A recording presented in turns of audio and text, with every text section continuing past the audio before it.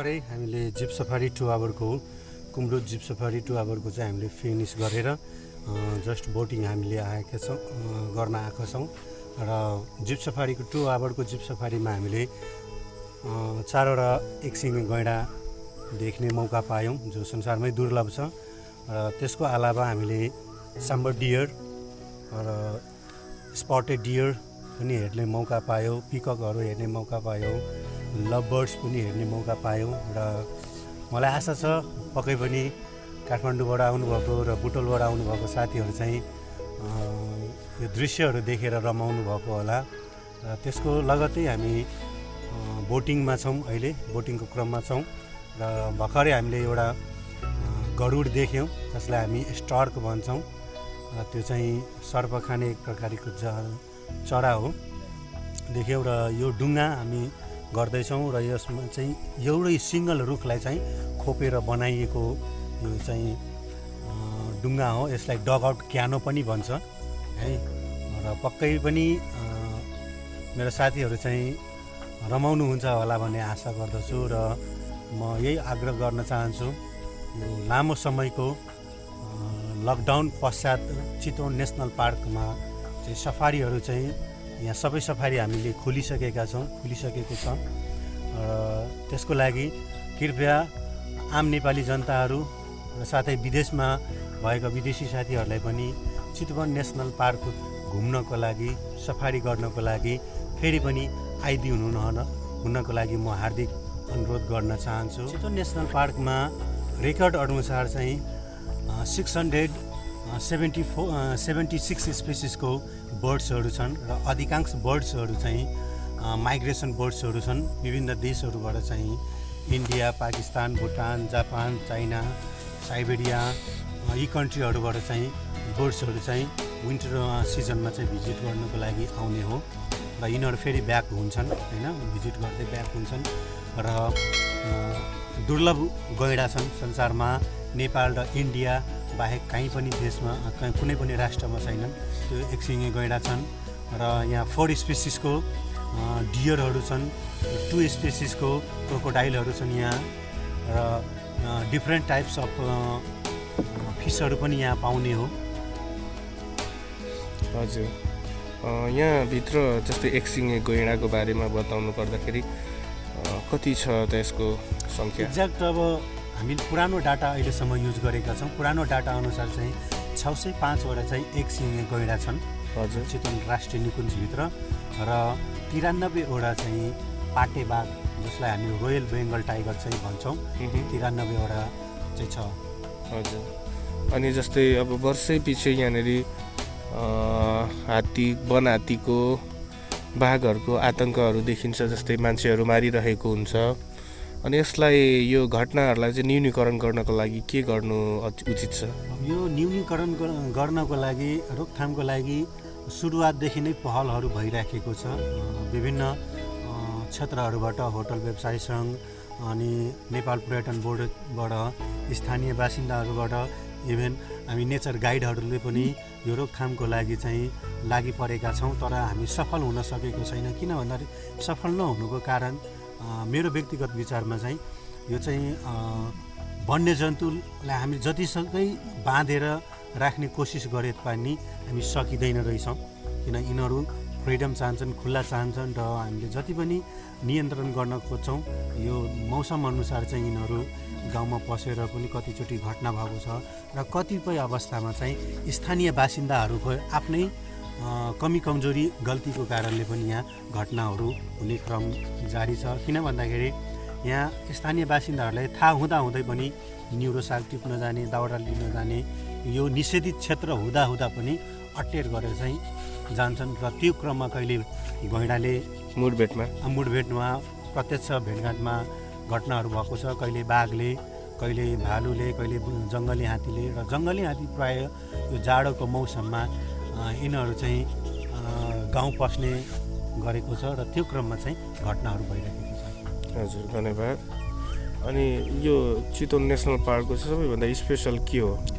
Chitwan national पार्कको सबैभन्दा special हाम्रो चाहिँ एकसिङे गैँडा जुन चाहिँ नेपालमा मात्रै हो। नेपाल र इन्डिया पहिला नेपालमा मात्रै थियो र र अहिले चाहिँ इन्डियामा छन्। र इन्डियामा हुनुको कारण चाहिँ संसारमा एसियन एलिफेन्टको जुन पपुलेसन छ है, एसियाली हात्तीको पपुलेसन चाहिँ एकदमै कम मात्रामा छन् र यो पपुलेसन बढाउनको लागि, एसियाली हात्तीको जनसङ्ख्या बढाउनको लागि चाहिँ जो चाहिँ विश्व सम्पदा सूचीहरूबाट नै संरक्षण केन्द्रहरूले नै चाहिँ इन्डियाबाट चाहिँ 16वटा फिमेल एसियन हात्ती चाहिँ चितवन राष्ट्रिय निकुञ्जमा ल्याइयो र चितवन राष्ट्रिय निकुञ्जबाट चाहिँ गैँडा, एकसिङे गैँडा चाहिँ इन्डियालाई एक्सचेन्ज गरेर चाहिँ राखियो र त्यही हात्तीबाट चाहिँ हात्ती प्रजनन केन्द्र चाहिँ स्थापना गरिएको छ। त्यो चाहिँ चितवन राष्ट्रिय निकुञ्ज अन्तर्गत र बर्दिया राष्ट्रिय के अरे चितवन राष्ट्रिय निकुञ्ज अन्तर्गत छन्। हुन्छ, धन्यवाद। अनि यो स्पेसली सौराको बारेमा कुरा गरौँ। सौरामा कहाँका मान्छेहरू चाहिँ भन्छन् भ्रमणको लागि चाहिँ आउने गरेको पाइन्छ तपाईँको विचारमा? सौरामा चितवन राष्ट्रिय निकुञ्ज घुम्नको लागि संसारभरिकै मान्छे आउने हो। विशेष गरिकन अब आन्तरिक पर्यटन भयो। त्यसको अलावा चाइनाबाट, हजुर, इन्डियाबाट हजुर अधिकांश, किन इन्डिया र नेपालको सिमाना खुल्ला भएको कारणले पनि हुनसक्छ नेपालमा चाहिँ बढी आकर्षण हुने र नेपाल चाहिँ संसारमै प्राकृतिक सुन्दरतामा चाहिँ धनी राष्ट्र भएको कारणले पनि नेपालको सुन्दरता र प्लस चितवन राष्ट्रिय निकुञ्जको सुन्दरता हेर्नको लागि चाहिँ आउँछन् जापानबाट, पाकिस्तानबाट। अनि अहिले चाहिँ हालसालै तपाईँको 2-3 वर्षदेखि साउदी, कतारहरूबाट पनि, मुस्लिम कन्ट्रीहरूबाट पनि चाहिँ आउने क्रम जारी छ। अमेरिकाबाट भयो र अधिकांश चाहिँ चाइना र इन्डियाबाट आउने हो। हजुर, चितवन राष्ट्रिय निकुञ्ज घुम्नको लागि, सौरा घुम्नको लागि। हजुर।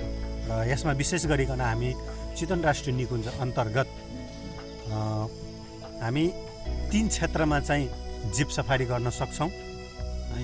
पहिलो, चितवन राष्ट्रिय निकुञ्जको कोर एरियामा हामी गर्न सक्छौँ, जसमा चाहिँ 2 प्रकारको जिप सफारी छन्। 4 घन्टाको जिप सफारी जसलाई हामी हाफ डे भन्छौँ र 8 घन्टाको जिप सफारी जसलाई हामी होल डे भन्छौँ।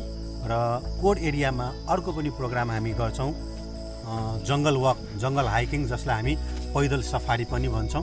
र कोर एरियाभित्र चाहिँ यो 2टा कार्यक्रमहरू हामी गर्न सक्छौँ। र बाँकी कार्यक्रमहरू चाहिँ अर्को क्षेत्रमा जुन जिप सफारी छन्, 20,000 ताल हामी भन्छौँ, जो विश्वमै प्रख्यात छन्। रामसार क्षेत्रमा चाहिँ सूचीकृत गरिएको ताल हो 20,000 ताल। त्यहाँ पनि हामी जिप सफारी गर्न सक्छौँ, यो राष्ट्रिय निकुञ्जले अवसर दिएको छ। र अर्को हामीसँग तेस्रो क्षेत्र चाहिँ जिप सफारीको कुमरोज मध्यवर्ती क्षेत्रमा पनि जिप सफारी छन्, त्यहाँ पनि हामी गर्न सक्छौँ। र यहाँ भएको अरू पनि कार्यक्रमहरूमध्ये हात्ती सफारी सामुदायिक वनभित्र बफन्जन एरियामा मध्यवर्ती क्षेत्रमा छन् है। हात्ती सफारी, डुङ्गा सफारी छन् जसलाई हामी बोटिङ भन्छौँ। अरू टावर नाइट स्टे प्रोग्राम छन्, जो हामी मध्यवर्ती क्षेत्रमा पनि गएर राति चाहिँ हामी वुड हाउस छन् काठले बनाएको, त्यसमा हामी राति स्टे गर्न सक्छौँ। यस्ता प्रकारको आकर्षण कार्यक्रमहरू चाहिँ चितवन राष्ट्रिय निकुञ्जले चाहिँ आयोजना गरिएको छ। हजुर, अहिले हजुरले भन्दै गरेको कुराहरूमा मलाई एउटा प्रश्न सोध्नु मन लाग्यो। त्यो जस्तै हाइकिङ गर्ने विषयमा, यो हाइकिङमा त त्यति सेफ्टी होला कि नहोला, किन भन्दा त्यहाँ अब बस पनि छैन, त्यहाँ हाम्रो भेहिकल पनि छैन होइन। त्यो त हिँडेर जाँदाखेरि कतिको रिस्क छ? अब चितवन राष्ट्रिय निकुञ्ज अन्तर्गत मात्रै नभएर विश्वव्यापी रूपमा जो कहिले पनि यदि सफारी गर्छन् भने, कार्यक्रमहरू लिन्छन् भने जङ्गलभित्र, निकुञ्जभित्र, त्यो चाहिँ आफ्नै रिस्कमा हो, आफ्नै रिस्कमा हो। सेफ्टी हामी गर्छौँ, हामी गाइडहरू हुन्छौँ। जङ्गल वकमा चाहिँ हामी 2 जना गाइड हुन्छौँ। 5 जना पाहुनाको हकमा चाहिँ हामीले 2 जना गाइडहरू चाहिँ हामीले प्रोभाइड गरेका छौँ। र ग्रुप ठुलो भएपछि हामी त्यही अनुसार सङ्ख्याअनुसार चाहिँ गाइड हामीले बन्दोबस्त गर्छौँ। र जङ्गल हाइकिङमा चाहिँ हामी गाइडहरूसँग लट्ठी हुन्छन् र तालिम प्राप्त गाइडहरू चाहिँ हामीले दिने हो, लाइसेन्स होल्डर गाइडहरू दिने हो।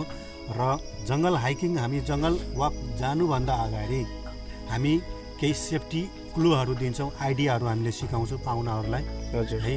हामी कुन जनावरले आक्रमण गर्दाखेरि हामी कसरी सेफ्टी हुने, कसरी भाग्ने, यो विषयमा चाहिँ हामी केही जानकारीहरू दिन्छौँ। हजुर र त्यसपछि हामी चाहिँ हो हल्ला नगरिकन वन्यजन्तु हेर्नको लागि चाहिँ जङ्गल हाइकिङ चाहिँ हामी पैदल सफारी चाहिँ गर्छौँ।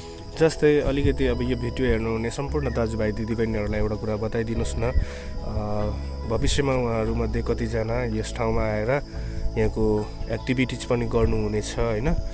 अब कुनै बेला जस्तै अब हाइकिङ गर्दाखेरि अचानक जङ्गली हात्ती यदि आइदियो भने त्यो बेला चाहिँ आफूलाई बचाउनको लागि के कुरा अपनाउनुपर्छ त्यो अलिकति बताइदिनुहोस् न। जङ्गली हात्ती आउँदाखेरि हामी बच्नको लागि विशेष गरिकन एक त जङ्गली हात्ती आएपछि हामी टाढै बस्नु पऱ्यो, हामी नजिक जानु भएन।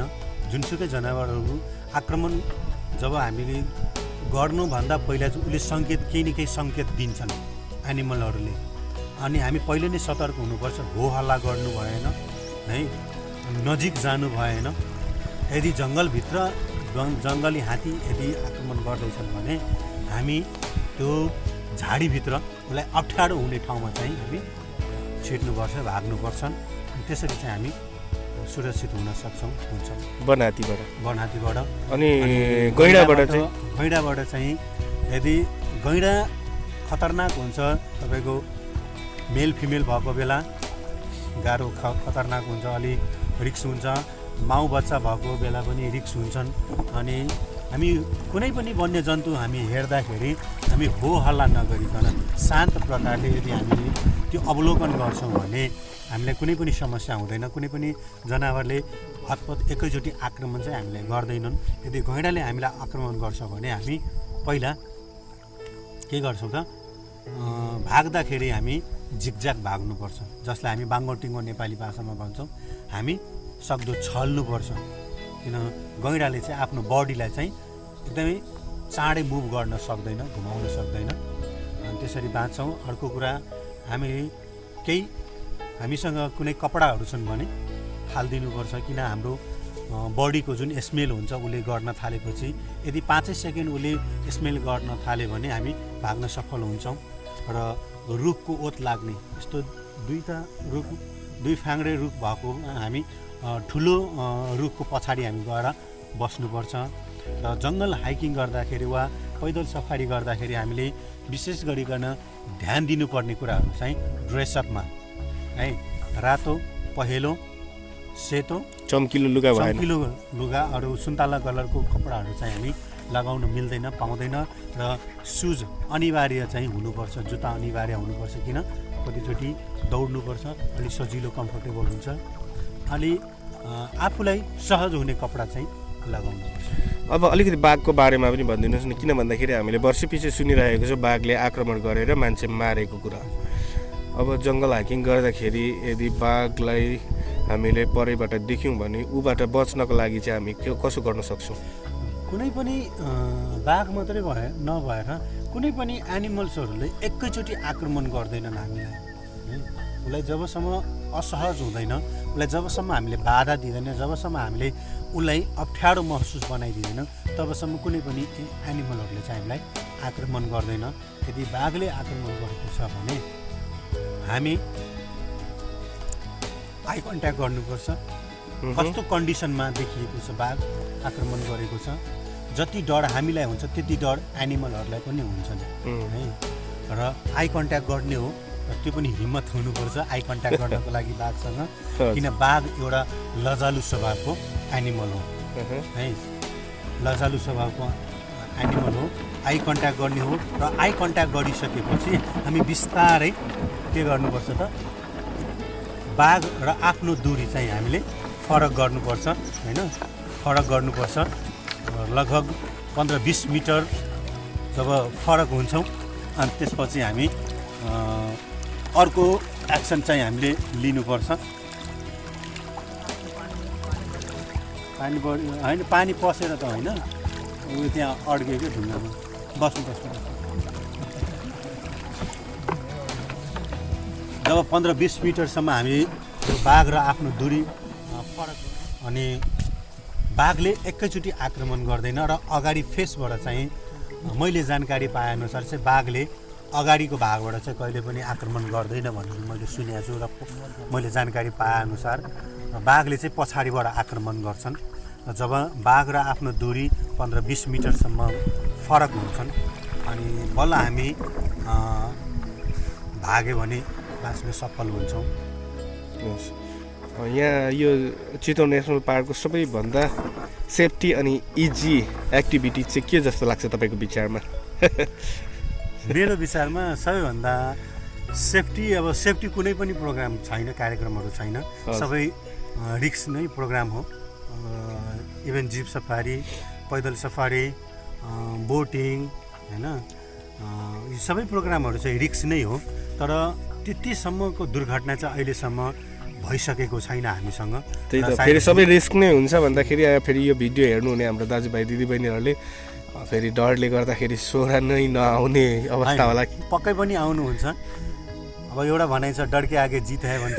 हजुर हजुर, जहाँ जति डर हुन्छ त्यति रमाइलो र त्यति मनोरञ्जन त्यही हुन्छ। सेफ्टी सबै छन् र छैन पनि हैन, किन हामी कुनै आफूमा भर पर्ने कुरा पनि हो, आफूमा पाउनामा भर पर्ने कुरा हो। हामीले धेरै हो हल्ला गऱ्यो भने, एनिमल नजिक गएर, गैँडाको नजिक गएर धेरै हो हल्ला गऱ्यो भने उसले आक्रमण गर्ने हो। यदि हामी शान्त भएर बसेर हेऱ्यो भने, अवलोकन गऱ्यो भने हामी सुरक्षित हुन्छौँ, सुरक्षित नै छौँ।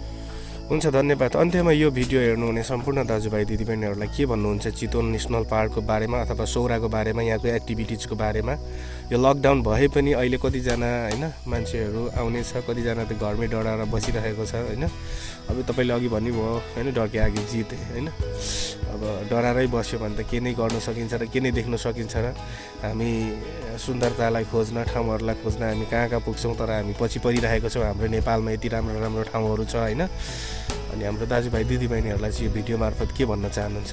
मेरो व्यक्तिगत तर्फबाट र एउटा म नेचर प्रेमी भएको कारण हैसियतले, प्लस म नेचर गाइड भएको नाताले मेरो व्यक्तिगत तर्फबाट र सम्पूर्ण मेरो व्यवसायी र मेरो साथीहरूको तर्फबाट म यही भन्न चाहन्छु, आम नेपाली जनताहरूलाई र विश्वव्यापी रूपमा म यही सन्देश दिन चाहन्छु कि चितवन राष्ट्रिय निकुञ्ज सबै कार्यक्रम खुलेको छ।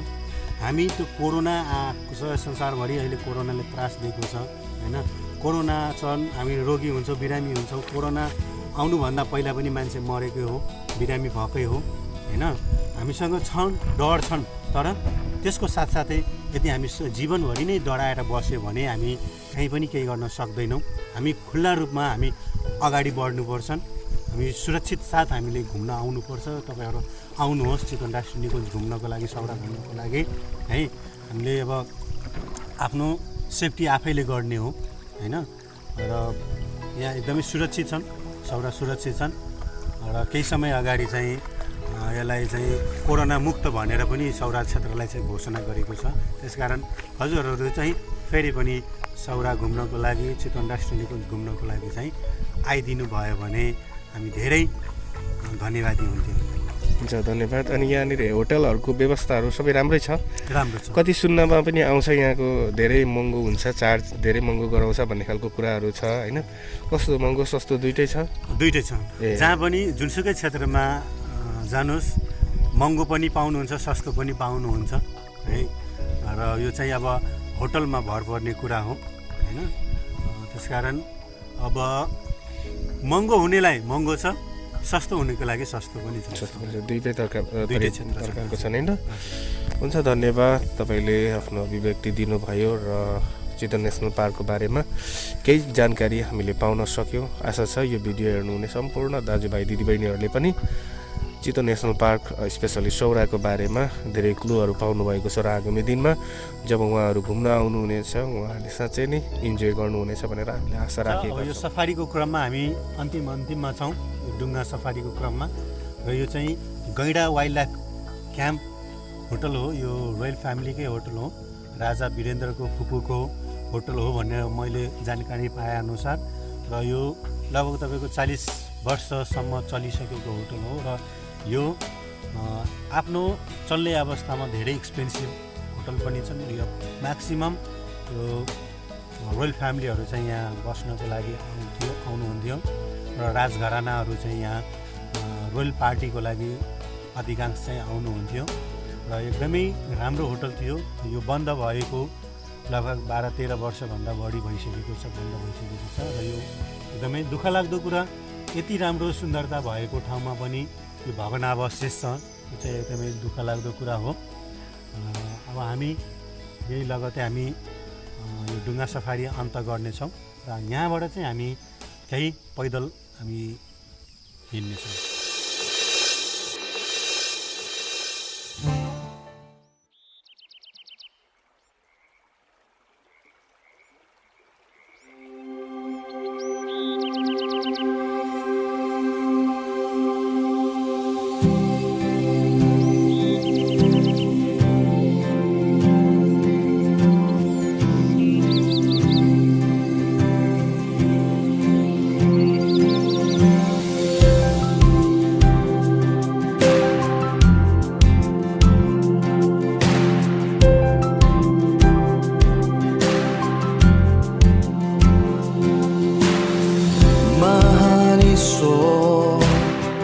विचार्छु काम तपाईको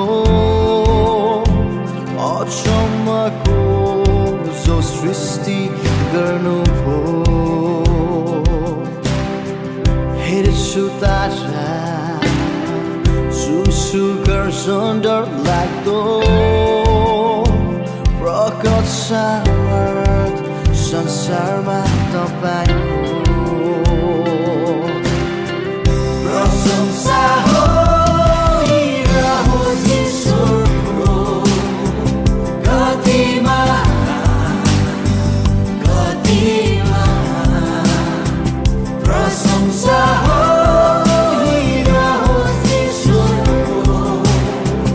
कति महान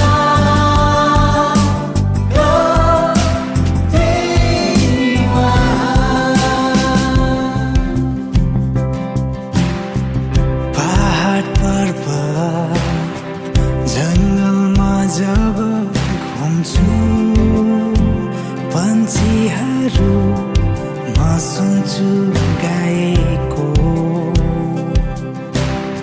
सुन्दर पहाड देखि म तल हेर्छु